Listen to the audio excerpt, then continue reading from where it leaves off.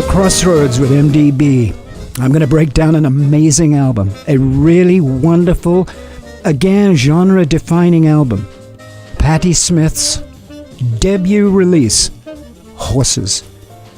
Just an amazing record, released in December of 1975 on Arista Records. This record, you guys, was a key album. The music on this record was a major influence on the punk scene in general, specifically in New York, I think. And then the tentacles spread across the world. Patti's incredible album. And, when she recorded it, and there are so many interesting things about this record. This record is really loved by so many different musicians. I mean, the reception to this record and the influences that it's had on people is extraordinary. Michael Stipe, of course, bought it in high school, and he just adored it. Courtney Love, of course, the Smiths. I mean, so many people's lives are changed by this record, and it's been described, I suppose, as an early pioneer of punk rock, which is fine.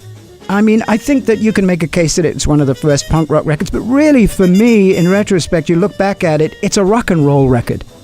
And most of all, even though it's gotten all these plaudits and people love it and sort of worship Patti, as they should, because she is an absolute goddess of rock and roll, but it's a rock and roll record done by an androgynous woman.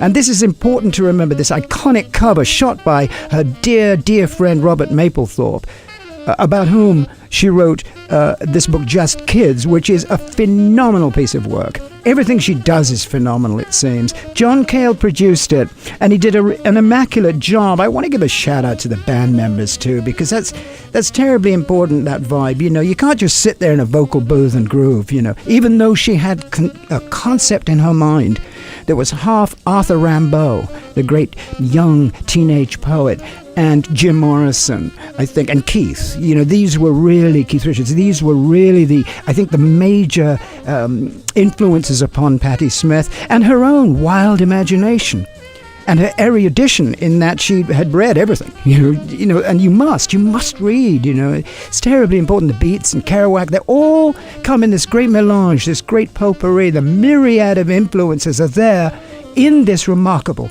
album, the personnel of which is J.D. Doherty on drums, Lenny Kaye, the great Lenny Kaye on guitar, bass guitar, and vocals, Ivan Kral, bass guitar, and vocals, and Richard Soule on keyboards. Also, Tom Verlaine was on that record from, I consider, one of the greatest punk rock bands, again, if you want to use that description, Television.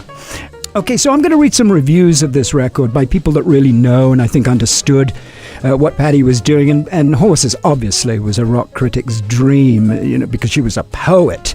She was steeped in 60s garage rock, as she was in French symbolism. This is William Ruhlman I'm quoting, by the way, a terrific writer. And he sees a connection with the Doors and, throwing in Gloria and Land of a Thousand Dances and all of that. It was almost sampling in a primitive kind of way. And I think, just going on from William Ruhlman's observations, my observations are that John Cale, I think, was her finest producer, because other people did produce her, but I don't think they captured quite the primitivism is the word, isn't it, of the album, which is really just unbelievable. She's a rock and roll shaman, she really, really is. And she was chanting. It was almost like rock and roll incantations, and like all real poets, she offers visions that embrace a multiplicity of meanings, all of them valid. UFOs. I mean, she really covers a lot of ground. She made nostalgia dangerous, I think, is one of the important things to remember. But Patti, and I'll close with this wonderful record. I mean, if you haven't heard it in a while, pick it up, because it really is mind-blowingly, timeless. And her quote, I'm going to end with this: "Our mission," says Patti, "was to make space for the new God."